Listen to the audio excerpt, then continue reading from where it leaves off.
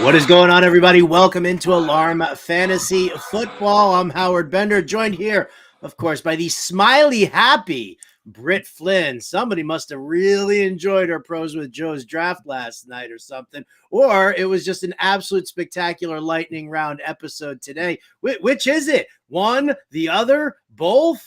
Why can't it be both? Why can't Why it be can't it be everything? both? Because it was excellent. The chatting with Pat is always so wonderful, and he's just the nicest and so enjoyable and knowledgeable to talk to. And not gonna lie, that FFPC draft, it engages.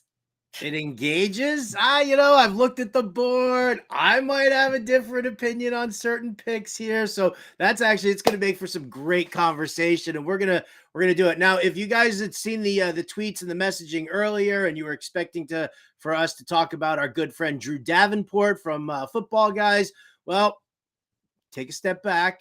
Say something nice to the universal spirit that ties and binds all things, and wish Drew Davenport a very speedy recovery. Woke up strep throat, no good. So I said, stay in bed, dude. I don't want you giving it to me through the microphone here, through my earbuds and stuff like that. So we'll be bringing Drew back. We're still going to talk auction draft strategy, though. I'm very excited about that. But instead of Drew Davenport, well, hey, guess what? Because Britt Flinn and Kevin Thompkins and Andrew Cooper, the lightning round team, came together last night for a Pros versus Joe's draft. We're going to bring them in. We're going to bring in Kev. Kev Thompkins is going to join us in a little bit to discuss certain things and talk about the draft as well. And we're still going to sit here and wish Coop nothing but the best as he and his darling wife get baby Laney home safe and sound and snuggled up and all sorts of great stuff. Coop will be back with us later on in the week. All right, Britt. You hear it. You know it. Here it comes. Oh, by the way, if you guys are watching this on the YouTube page, smash that like and subscribe button for us. How we feed the family. Definitely like that. I see Toronto Dave in there. What's up, brother? Oh, Kev Tompkins warming up in the chat. So let's hit that news. What do you got going on, Britt? Yeah, so I just got news that Bears running back Roschon Johnson missed practice today. We don't know anything about the nature of the injury or why he missed practice, but with some people saying that he could supplant Khalil Herbert and possibly Donta Foreman, it's kind of an interesting situation. So we'll have to monitor that. Let's get to Is it?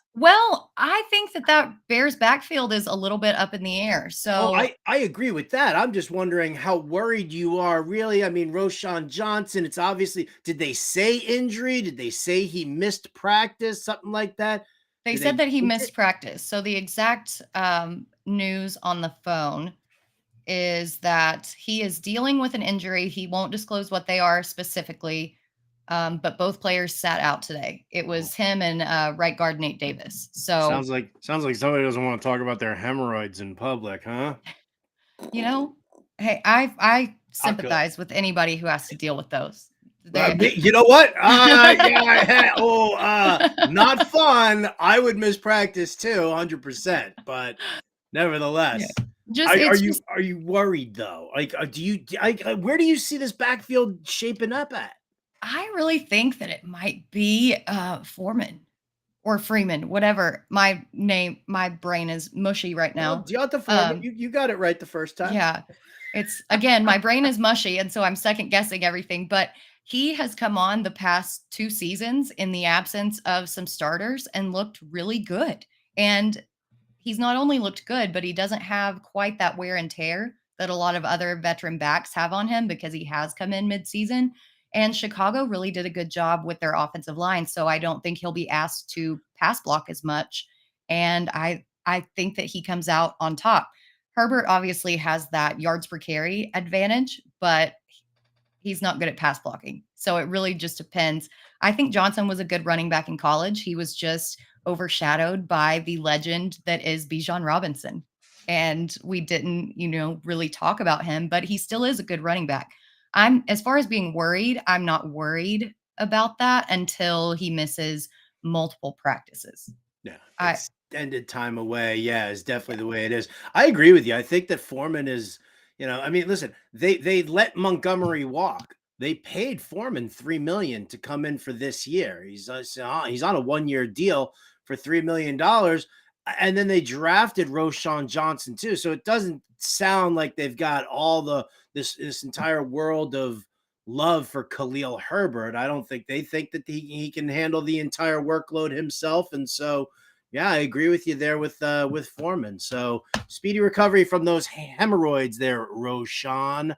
I feel you, dog. I do. Epsom salt bath and some witch hazel, bro. You got this. But moving on to a little bit of kind of weird news in the world of sports broadcasting.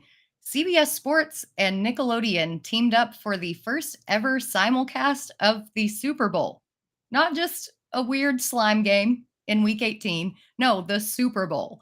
Are the ratings in the NFL down this much that we need a slime simulcast? Is this indicative of a bigger problem with the NFL and their ratings? Because I, for the life of me, cannot figure out why this is a good idea. Because the slime broadcasts are fun. They keep the kids involved. Listen, I was never a Nickelodeon guy. I mean, it was like I was older by the time that it really became popular. But I mean, listen, if the goal is to get younger fans and to keep the young kids more and more into it, I mean, let's face facts. You watch an NFL broadcast, and how boring can that be? You got guys standing around. There's way more downtime than there is uptime, and the TV timeouts are absolutely bonkers. Not to mention the fact, and I'll say this, out of all the broadcasts right now, I love Tony Romo from the future when he descends upon a broadcast booth and starts telling you exactly what's going to happen and why it's going to happen in that way. I love that. But dude, give me some Nate Burleson on any and every broadcast. That dude is absolutely outstanding. He is entertaining. He is intelligent. He doesn't talk down to his audience. He doesn't, condescend in any way. I love Nate Burleson. And if you're going to throw Nate Burleson onto the Nickelodeon broadcast, well then, okay, fine. Give him his due. I'm done with all the Jim Nance and Al Michaels, and I don't even know. Like half these guys I think actually might be dead, but they're still somehow in the broadcast booth, like doing like a Weekend at Bernie's kind of thing where somebody's propping them up and sticking their hand up their butts and working their mouths like a puppet or something like that. Come on, well, you don't want to get younger with the broadcast? Have some more fun? I guess that just means that I've officially entered my get off my lawn era. Oh, you are such an old lady right now. Is that gray? Do I see gray hair going on? Nope. Oh, you sure don't. Sellers. Trust me, I look in the mirror every single day because I'm afraid of it. Howard wants to know if there's a dye job going on. Something like that, maybe. What's up, old lady? 100% not a dye job. I put my stress into other areas of my body, not my hair. I do it to my stomach. I put my stress areas right here in my belly. Yeah. See, we all have different coping mechanisms, and mine is definitely not my hair. I swear the first gray hair I find, I'm probably just going to cash it in and call it. Well, they say if you pull a gray hair out, 3 more grow right in its place. I'm very glad that I haven't found any then. There you go. Good and job. Sellers in the chat, don't give me any more of a complex than I already have about gray hairs, because he knows I'm constantly asking him if it's blonde. I'm like, is this more blonde or is it gray? So already looking for that. I'm just an old lady in spirit and in soul. I get the point that you're making about it being fun for a younger audience, but I guess that I just never had that same issue of finding football fun and entertaining. But you do make an interesting point about the Weekend at Bernie's. I think that it would be very easy to do a Chris Collinsworth AI, because all he would have to say is, here's a guy, here's a guy, here's a guy, just on repeat over and over and over. So I do get that part. That makes more sense. You know how I always say I wish I loved anything as much as Arthur Smith loves running the ball? I should qualify that with, I wish I loved anything as much as Chris Collinsworth loves Patrick Mahomes. Yes. Like you would do no wrong. I mean, this dude, it's like a magic show. every single time, and the dark arts are in full game here, because every time Mahomes does something, Patrick Mahomes did this. And Collinsworth was like, oh my God, nobody's ever done that in an NFL game before. It's the most amazing. Yeah, so out with the old, in with the new. Slime me. I guess. Anyway, no more slime. So Ronald Jones. What? Now I'm going to work it out with Sellers. All of a sudden, he's going to like bust in the middle of a live stream, and he's going to slime you. I'm going to pay him to do for it. A divorce? Because that is a recipe. Anyway, talking about a bad test, Ronald Jones got suspended 2 games after getting popped for a PED test. He hasn't really been a factor, and to be honest, some people probably kind of forgot that he was still on the Cowboys. But with Tony Pollard coming off an injury, do you think that Dallas looks a little bit harder at one of the free agents available to shore up their depth in that running back room? Well, the last thing I saw was Jerry Jones is reading the tea leaves right now, and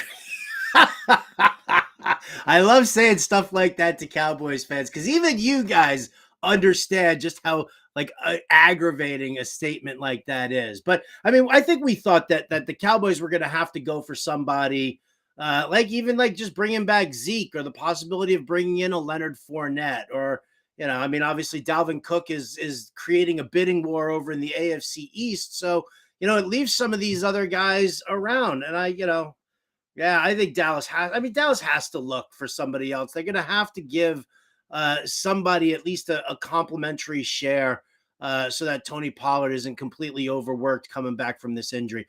I will say this. If this is Ronald Jones on PEDs, dude, how bad is this guy? Because literally took the words out of my mouth. That was performance enhancing. Excuse me, enhancing? What? No. Sellers, don't ask for Deuce Vaughn. Did you guys all see that? Did you see that Twitter video of Deuce Vaughn? I had to dedicate a song on Jukebox Monday yesterday to it, because it was like lollipop, lollipop, oh lolly, lolly, lolly, lollipop.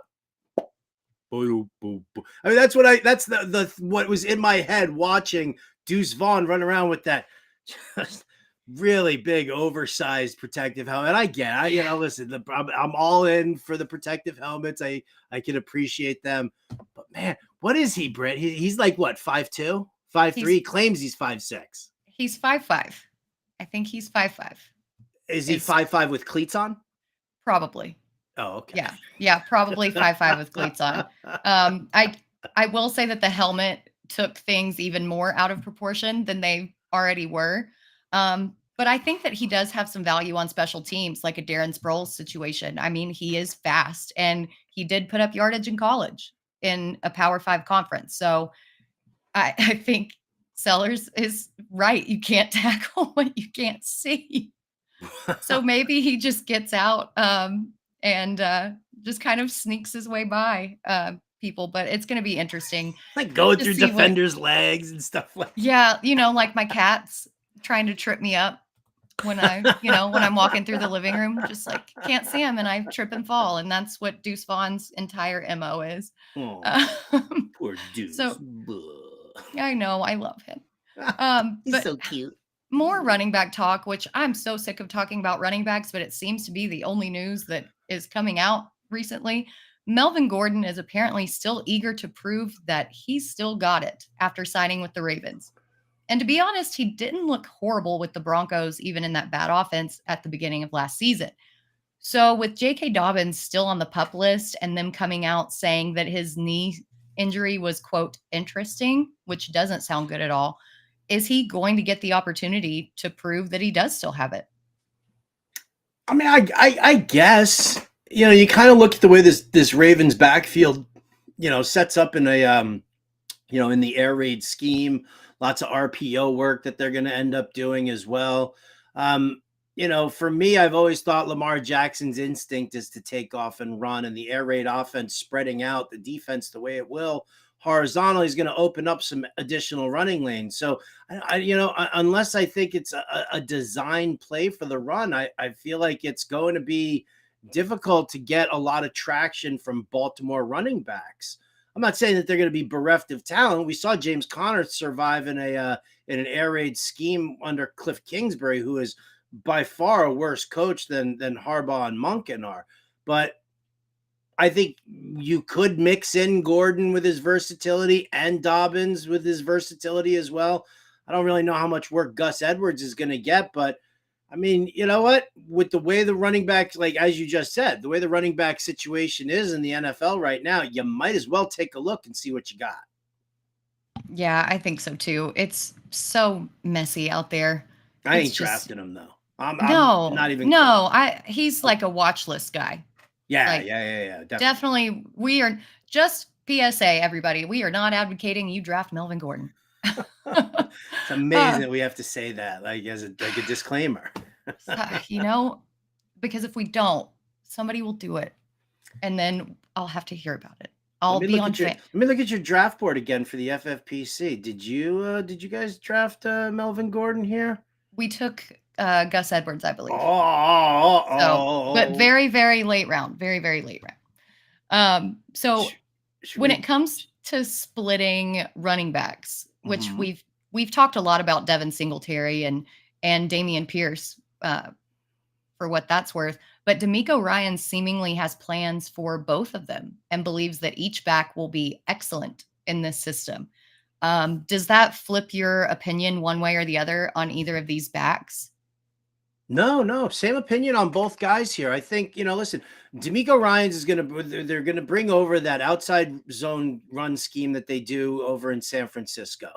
And that's, it's going to require the running backs. If it's not a between the tackles kind of play, then what they're hoping to do is they're hoping to get that outside, zone and turn a corner up and hopefully, be able to beat the edge rushers in. And obviously having pulling guards and tackles is going to, help with the blocking. So I think it's pretty much that kind of that same split that we're looking at, where you're going to see Dameon Pierce in those early downs.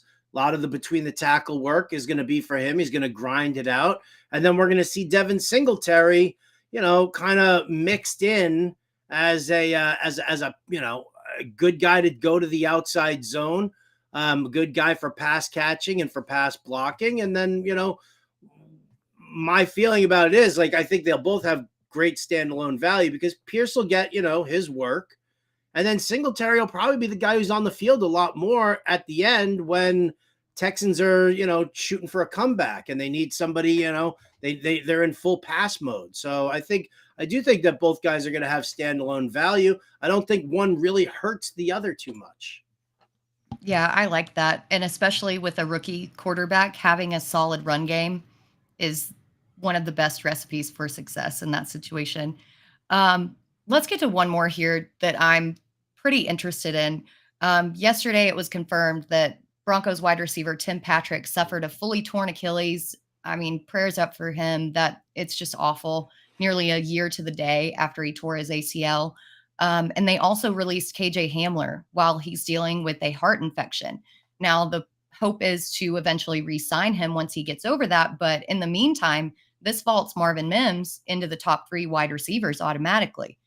They've kind of got some Saints remnants on their roster with Marquez Callaway and Lil Jordan Humphrey. But do you think with these 2 injuries that the Broncos go out and try to trade for some more substantial wide receiver depth? I mean, I think that they'll kind of work their way through camp and see what they've got going on here. I think it's a good opportunity for Marvin Mims, to work that. Now, I think that we'll see, obviously we're going to see a lot of 11 personnel, a lot of 3 wide receiver sets in Denver. So, I think, maybe if the guys who are, in the back end, I mean, I'm not going to bank on Hamler coming back. I mean, heart issue there. The last thing anybody wants is like another DeMar Hamlin situation, or to even put somebody back in there. So, listen, I think it's just a situation to monitor. I don't know how, who's going to be out there or available to really move the needle. I think your focus when looking at Denver is just Sutton and Judy and Dulcich. Maybe what this does is maybe increases the use of more 12 personnel, 2 tight end sets. You got Dulcich out there, and you still have Albert Okwuegbunam. So, I think that there are definite things that can happen with that where they don't need to bring in like a whole mess of also Rams. I think Detroit's got that market cornered anyway. Yeah, the article that I read was speculating that maybe they would trade with the Rams for some of their smaller receivers, like a Tutu Atwell or Puka Nacua or something like that. And I'm like, that doesn't really make much sense because Sean Payton also brought in Adam Troutman to be that inline blocker. So I think that they can still make it work with Dulcich, with Sutton, with Judy, without bringing those people in. But yeah, I agree. It's a situation to monitor and just kind of unfortunate for both of those receivers to go down on the same day. Yeah. Kind of make some of my late best ball Marvin Mims calls look a little better. We shall see. All right, let's take a quick breather from the news because I know we've got backstage. Let's bring him out here because he's eating all the food in my green room right now.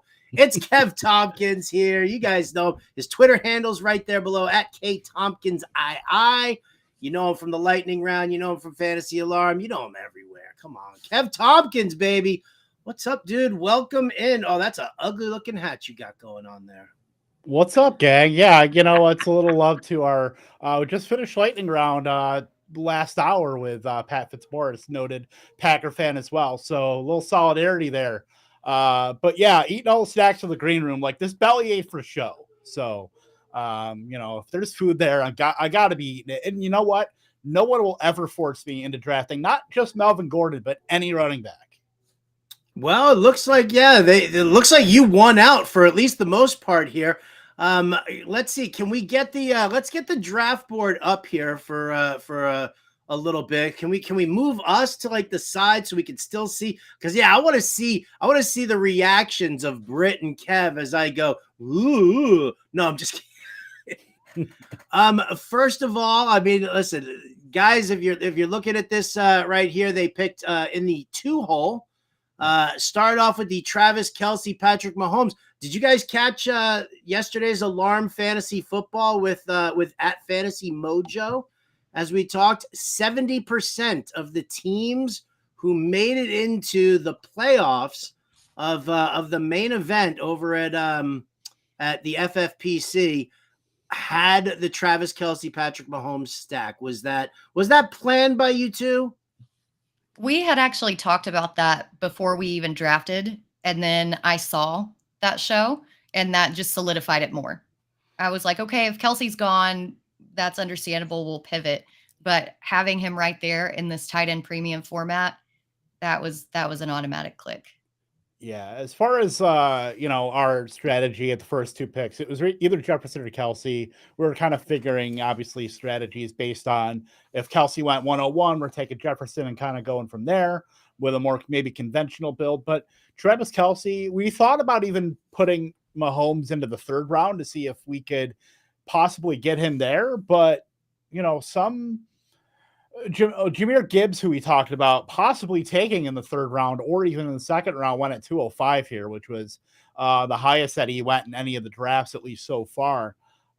So you know what? We figured we just grab Patrick Mahomes, and I think it was kind of a good strategy considering that the team won on the wrap, took Jalen Hurts. I thought maybe Patrick Mahomes would have been in jeopardy had we not taken him. So I'm glad we at least locked up Kelce Mahomes because that freed me and Britt up to do whatever we wanted, let value fall to us, kind of build how we want to build and not have to worry about 2 kind of onesie positions at tight end quarterback. Now, Kev is a notorious pro wide receiver guy. I won't say you're anti running back. I won't say you're throwing down the 0 RB theory too often here, but we know which side of the fence you sit, Kev. Britt. Hey, there's good people on both sides of the. I'm not saying there isn't. What I'm actually going for here, the question that I do have, because I think that this is really important, because I think that when it comes to not just high stakes, but just fantasy in general, you get a lot of partnerships with owners.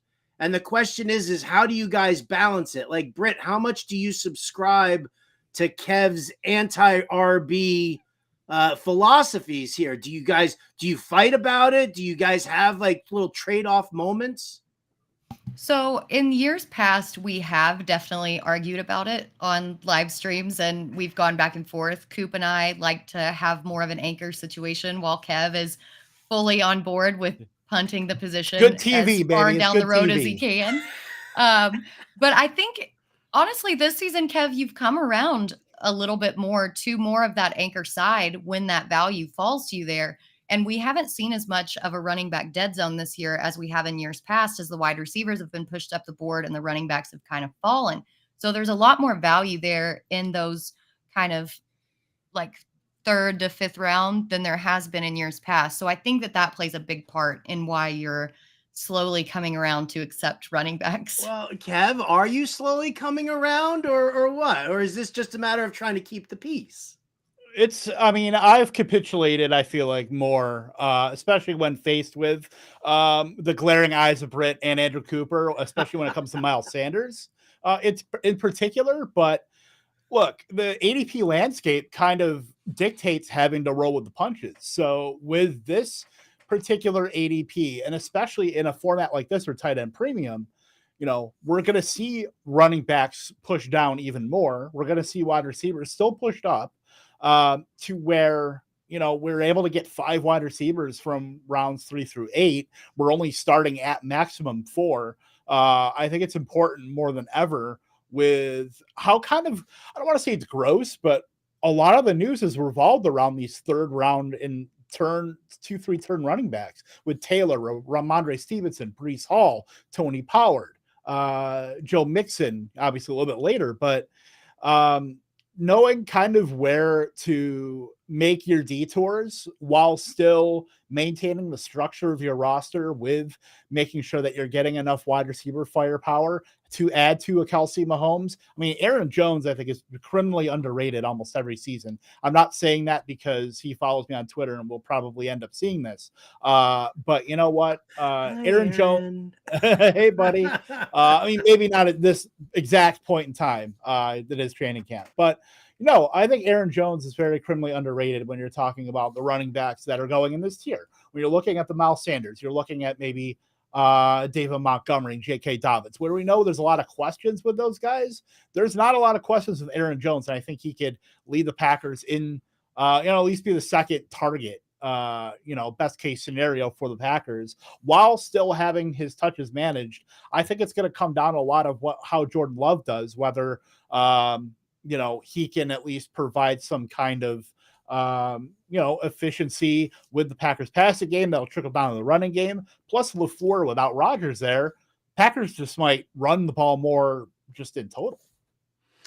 Yeah, Packers might run the ball a little bit more in total. I agree. This is the first time we're going to see LaFleur's offense in its purest form without Rodgers in there, but one of the things that, we did see, or at least I noticed, I wish I had the video here, just to show it was like Aaron Rodgers, he was like barking at the sidelines.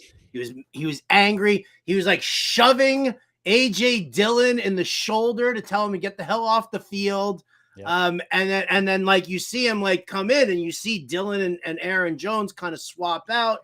And so, listen, I know Aaron Jones was definitely one of Aaron Rodgers' guys, as rightfully so. Aaron Rodgers is just about, I trust the guys who have done it for me over and over and over again. And I know that I have faith in Aaron Jones to do the job. I guess the question is, and I'll start with you, Britt, on this one here, playing devil's advocate to this. Are we concerned that in the purest form of Matt LaFleur's offense, we are going to get a lot more A.J. Dillon? I think we could get a lot more A.J. Dillon, but Aaron Jones could still be a running back 1. I think that they're going to rely a lot more on this run game to support Jordan Love. And I think both things can be true. So as far as an anchor, I wouldn't have felt comfortable taking Dillon like as our first running back. I really wanted that first guy. And I think that Aaron Jones still has value there, especially with everybody else who was going. I mean, I'm higher on Montgomery, I think, than Kevin is, but with Dobbins and Dameon Pierce, White, I'm not comfortable with any of those guys as an anchor. Aaron Jones is where I draw the line. Kevin, cover your eyes. I don't want you to see Britt's expression or head movements or anything like this.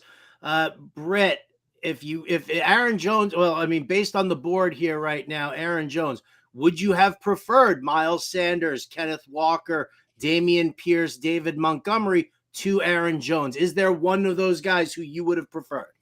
We were actually arguing over Miles Sanders, and then he got taken before our pick, so we didn't have to argue when it was time. But yeah, I think I would have taken Sanders over Jones just because that 3-down role with him is basically solidified.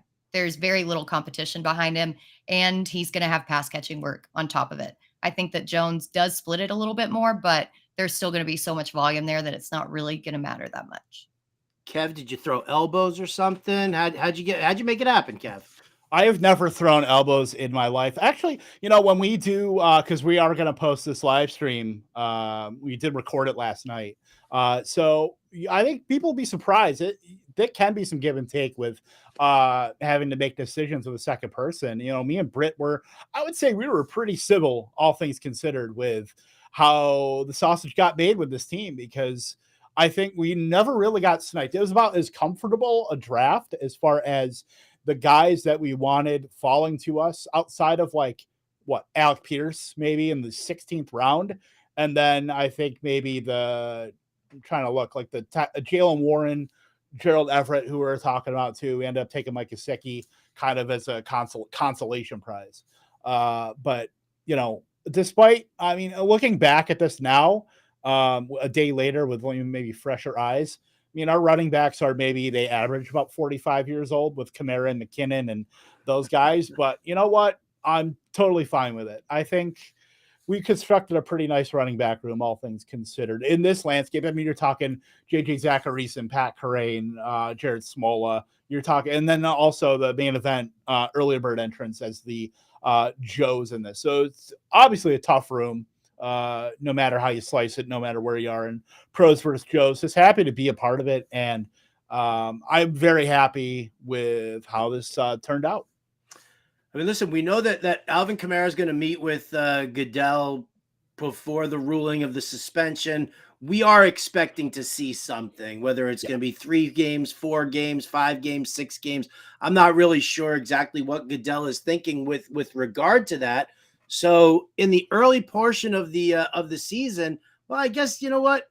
Well, I guess, do you guys just assume that Deonta Foreman is going to be your guy, or are we thinking that we're going to sit comfortably with a Kelsey, Mahomes, McKinnon stack to lock in our RB2 for at least the first, let's just say for the first 4 to 6 weeks?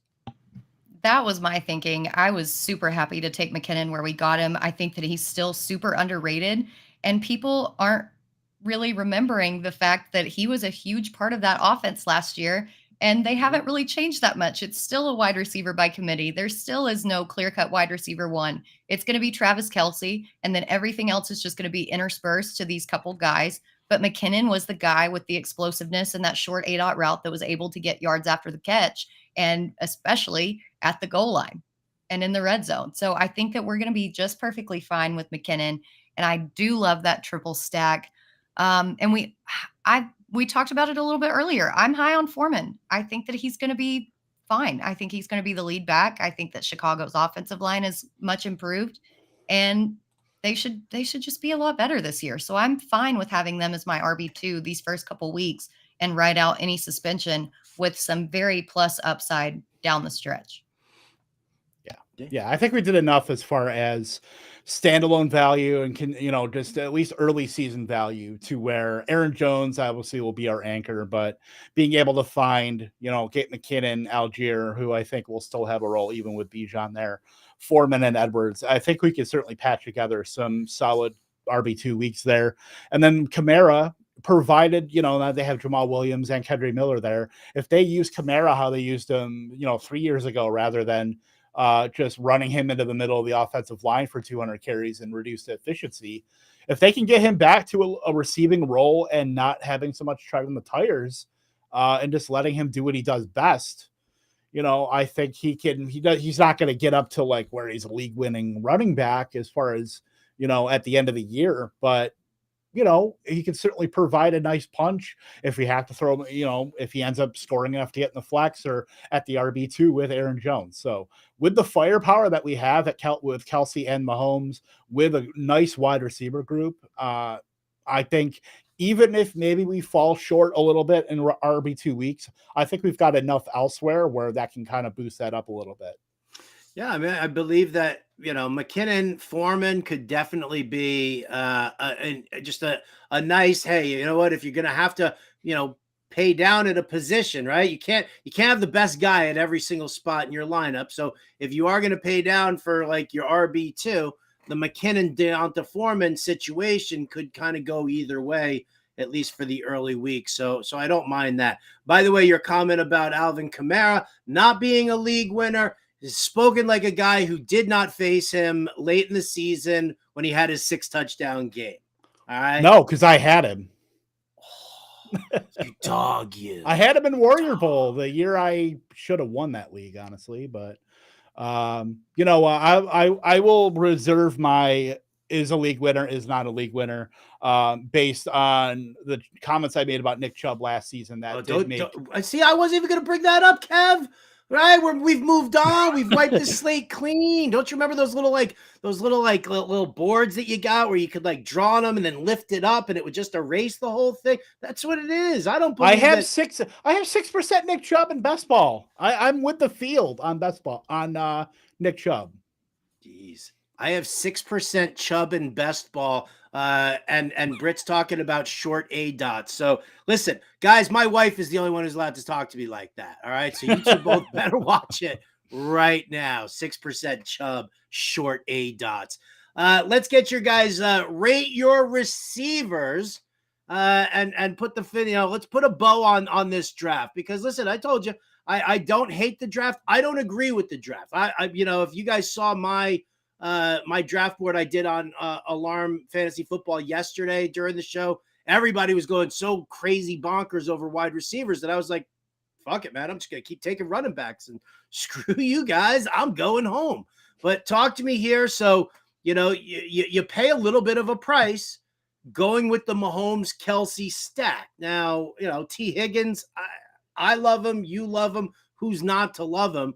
But rate for me, we'll start with Kev here. Rate for me on a scale of 1 to 10 where you think your receiver room sits for the at least for the way the season's going to open.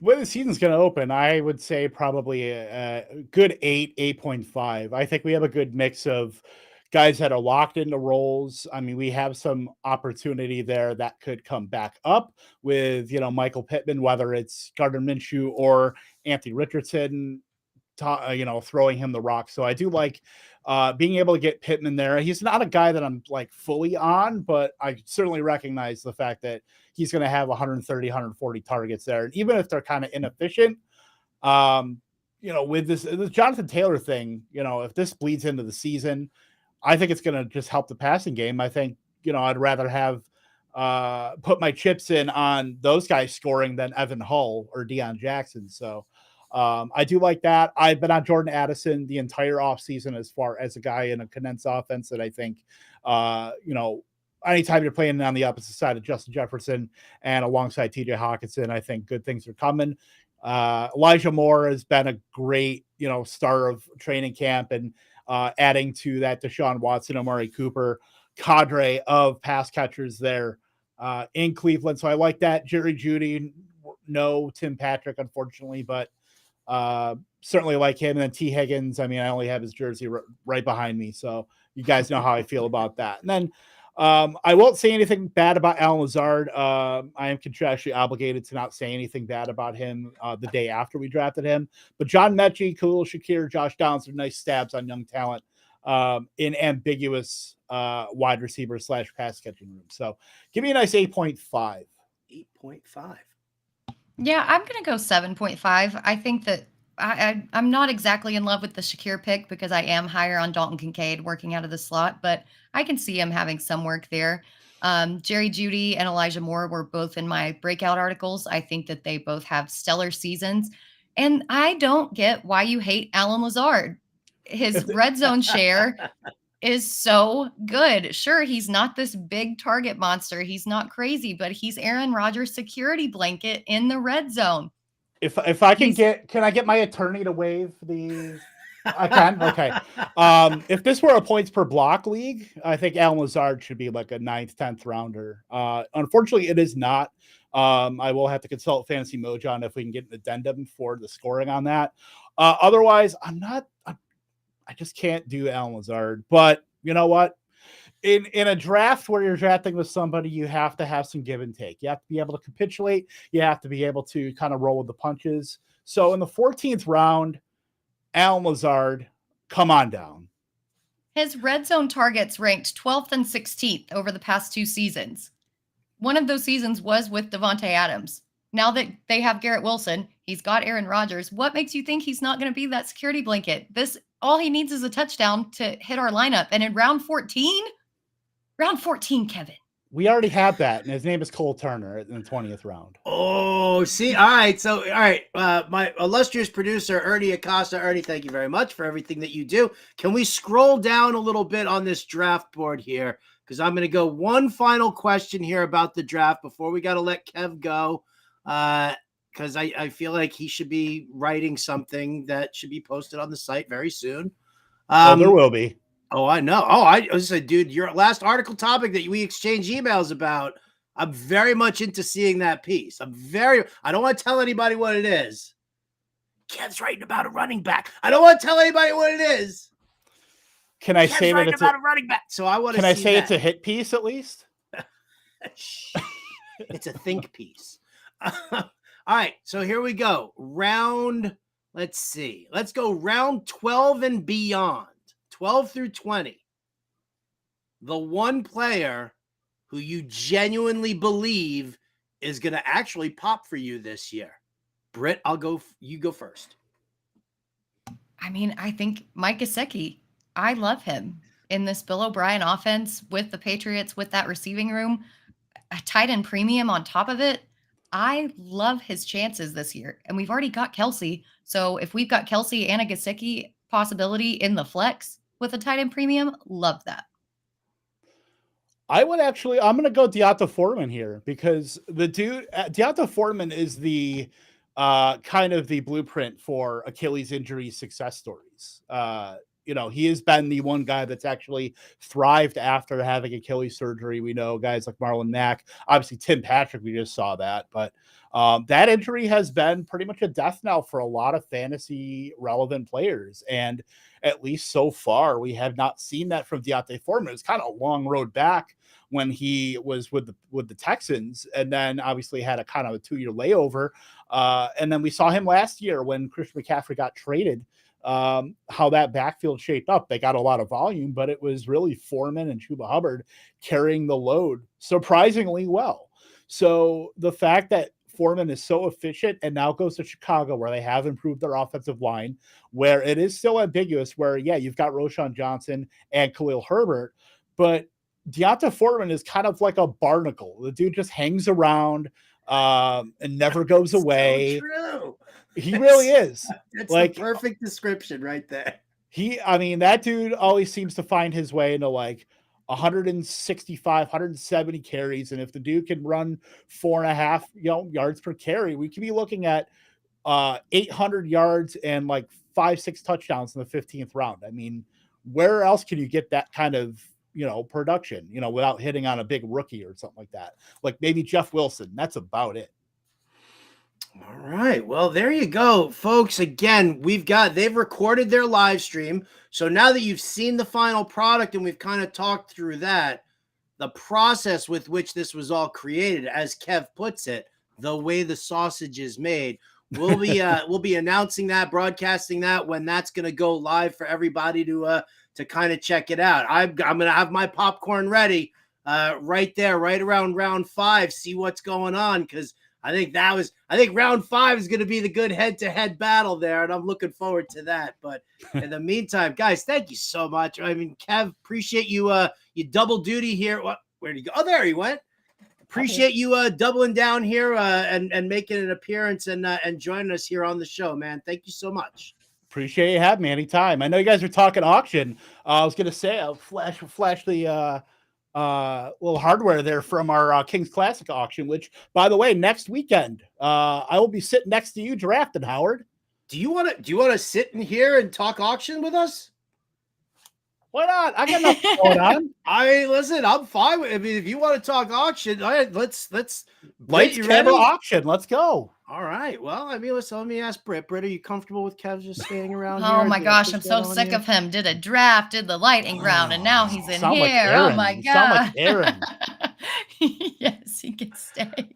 All right. Well, let's get down to it, folks. We definitely wanted to talk auction strategy here. We do have, for those of you going to the Kings, to the Expo, to the Fantasy Football Expo next week, 3 of us right here. We're all going to be there and battling back and forth. So, all right. I mean, listen, I always write this article every single. Benjamin's been doing it for the draft guide lately because my article, I tend to think more about, not just the hardcore strategies, but also how you carry yourself in an auction. And it's, stuff that you kind of have to do. So, Kev, if you're the reigning champion, I mean, let's go through it right now. What is, and then we'll kind of just go around the room. If you had to give one piece of advice to somebody going in and doing an auction for the very first time, what would it be? Pay attention. Like, keep your eyes peeled on everything going on. Not only that, but kind of it dovetails into know your pricing, being able to set kind of your own personal pricing and be in on everybody. Like, don't tip off who your favorite players are. Don't be nominating, only the guys that you want. Like, last year, I wasn't a big fan of Derrick Henry. Obviously that seems to bite me every year, really. But, even guys like David Montgomery, who maybe I might not be in, I'm still bidding on them because if I can get them at a cheaper price, it's going to benefit me. And then it's going to, cripple somebody else's running back room potentially. So yeah, I think the thing that, and I'll tell you this this is the first live auction I'd ever done was last year at the Kings Classic. Oh. And just kind of going in with some, these strategies. I mean, just being in on everybody, I would say, would be the most important thing to kind of take away from going into an auction and just paying attention. Well, I'm mean, so this is my strategy. Shocker. Nominate players who will incite bidding wars that you want no part of, who you think are going to be busts. Let everybody else waste their budget and fight over these highly polarizing players that you're out on. And that way, when these kind of mid-range players and breakouts come around, then you can get them super cheap because everybody else has already blown their budget. And that's my favorite thing to do is be mean. Is be mean. I mean, listen, there's nothing wrong with that because listen, one of the major steps, and you guys both hit on it right there, is to nominate with purpose. Like, if you want people to eat through their bid money, then yeah, if you're out on a guy, if you're 100% out on a guy and he's going to cost money, then nominate him, throw him right out there. Make sure that somebody is, especially early on, because that's when everybody's going to kind of rifle through all their money the most. They're going to, some people are going to be patient and hold back and kind of relax, but for the most part there, I mean, a lot of people, and listen, I'm all for being aggressive in your drafts.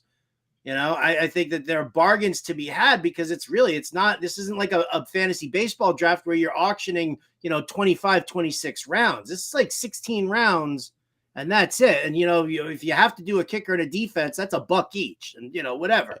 Not going to, push that envelope at all. So nominating with purpose, whether it's to get somebody to chew up the bid money, it's whether or not you want to throw out a name that you think you can sneak by everybody while everybody's like, getting all blinky about the top players, you can like throw in somebody who you're like, well, nobody really likes this dude, so maybe I'll just be able to sneak him by free. Whatever the case may be, you're not just nominating a player for the sake of nominating a player. There has to be a reason behind it. I am 100%. Now, how do you guys handle budgeting your money? Do you do it by position? Do you do it how do you usually go about setting that plan up for yourself? I'll start with Britt. That way. So Well, I've only done one auction, and it was actually last year's King's Classic as well. I went in, had zero prep. So aside from reading the auction strategy out of the draft guide, I crammed with that the night before. But I went in there and I wanted a stud at basically every position. So I did kind of a studs and duds draft. So I ended up getting Josh Allen. I got Travis Kelce. Got Najee Harris, which didn't work out the best in the beginning of the season because of his foot situation, but down the stretch, he picked things up and finished the season strong. And then wide receiver was the position that I punted most because everybody was going super expensive, like 60, $50. So I ended up with Mike Evans, and I mean, I was okay with that. And then the rest of the guys, just those low range upside guys for, $5 or $6, and then ended up playing the waiver wire a ton, which was insane in a 14-team league, but it worked out. There's still a lot of value that you don't realize that you can get out there on the waivers. Yeah, I definitely did not do enough of a job of distracting you during the draft because you were right next to me, and I probably should have talked more to you or, just chewed your ear off a little bit and, kind of distracted you. Kevin's right. You got to pay attention to absolutely everything. So if you've got like a chatty Cathy sitting next to you, you got to, learn to tune that out. We'll see. Yeah. We'll see. If I'm going to sit in between the two of you guys now. And I'm just going to go back and forth and see if I can ruin your drafts. Well, I'm in the Queen's Classic, so. Oh. Yeah. Oh, that's right. You were just a fan last year. Yep, I was just some random fan who ended up coming in third in a 14-teamer. It's fine. Can of worms. Open it. Stir that pot, Bender. Stir that pot. All right. Well, let's see. Let's talk about some other things. One of the things that I also like to do, and this is like a little trick, and you guys will see me do this in auctions. I mean, Britt, you probably witnessed this last year. I mean, one of the things that you have to do is you always have to watch your cadence when you're bidding. Yep. You got to mix it up. You can't, like, if everybody knows that you're going to be completely silent until all of a sudden it's the last second and then you chime in with a player, then they're going to learn that that's how to bid you up. As soon as, you say something, whenever you do that. I'm curious as to your guys' thoughts on this little strategy of mine. I like to bid on the 4s and I like to bid on the 9s.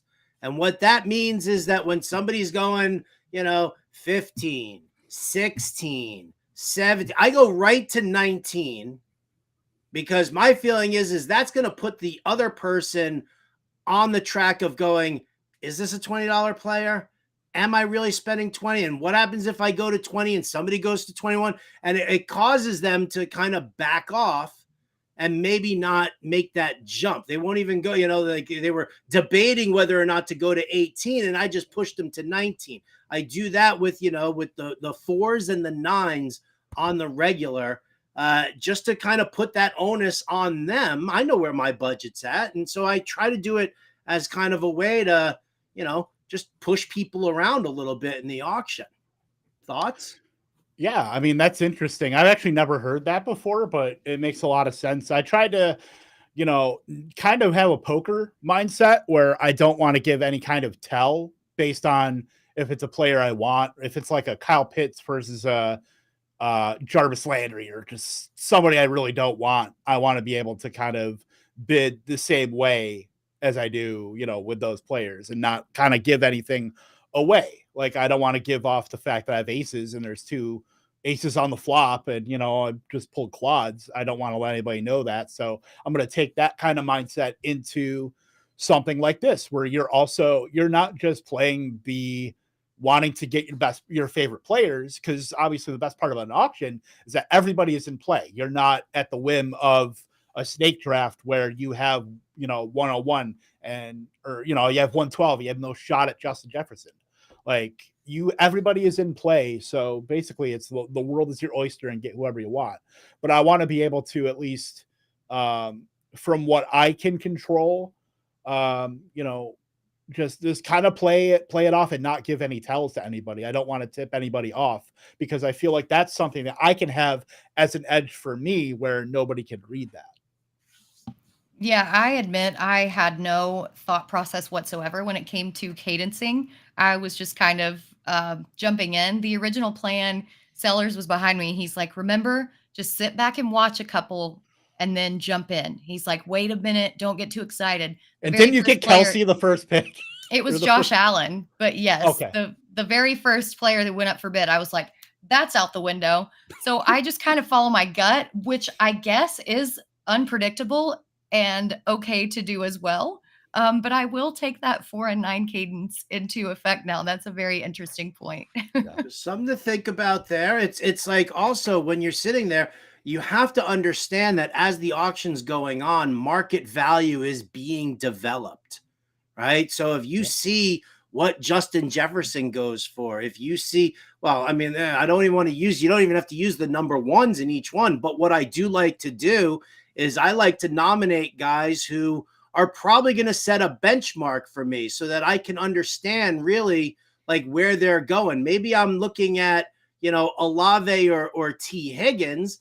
And so I'll throw out Devontae Adams, right? Where's Adams going to go? Because Olave and Higgins should fall in somewhere underneath him, based on normal market valuing on players. I think that's also something like super important that you guys have to pay, not you two, I mean everybody, that you always have to pay attention to when you're doing an auction draft. And that is just, set that, be the first person to nominate a tight end if you have to.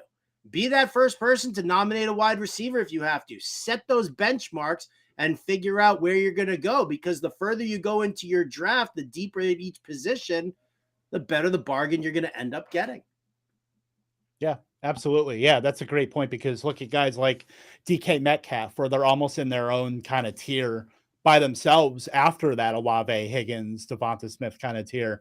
And it pretty much separates off after that to like the Keenan Allens and the Amari Coopers, guys like that, Deebo Samuel. So setting like a DK Metcalf, that really is going to establish, all right, so maybe I can expect, if DK Metcalf goes for like 25, and, I can expect maybe that type tier to go into like maybe the late 20s, 30s, and guys below that. I mean, you're always going to have guys that people like more than others. So it's not like tried and true black and white kind of thing. But I think it's very interesting to kind of take tiers that are kind of well established, and you can gain a lot of information with pricing that way. Yeah. Britt, final thoughts? So I would say know your league and research who the players that people want are, because then you can cause them to kind of overspend on them. Again, blow your budget. Just know the room that you're drafting with so that you know what you're walking into. 100%. Listen, we're going to be talking more auctions in the coming weeks and trying to help everybody along because it does get to be an intriguing process. Listen, if you guys are at the Fantasy Football Expo next week, come find the three of us. Come find everybody else from the Fantasy Alarm family. We're happy to help. Go to fantasyalarm.com/draft guide. Get yourself the draft guide, the cheat sheet, all of the knowledge that we have to offer. But that's going to do it for us here today. Big thank you to Ernie, our producer. For Britt, Flynn, Kev Thompkins, I'm Howard Bender of Alarm Fantasy Football. Catch you next time.